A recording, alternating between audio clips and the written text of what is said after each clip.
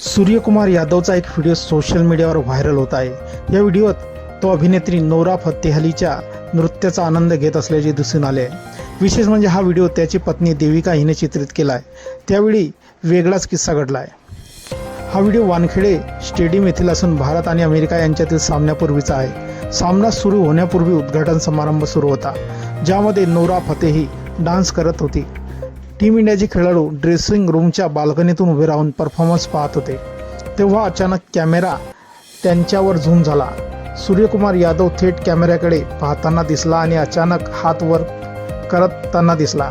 हा व्हिडिओ त्याची पत्नी देविकाने शूट केला, तर इतर खेळाडू अर्शदीप, ईशान आणि इतर खेळाडूंनी देविकाचा कॅमेरा बघताच ते सूर्यकुमार यादवला चिडवायला लागले।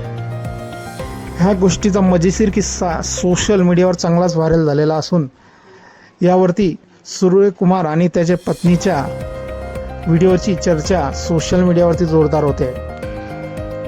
सूर्याने T20 विश्वचषकाच्या पहिल्याच सामन्यात टीम इंडियाला वाचवले। पॉवर प्लेमध्ये भारतीय संघाने 4 विकेट गमावल्या होत्या आणि धावसंख्या फक्त 46 धावा होती। संकटाच्या वेळी सूर्यानेच संघाला सावरले। भारतीय कर्णधाराने 49 चेंडूत 84 धावांची नाबाद खेळी केली, ज्यामुळे भारताला विजय मिळवता आला।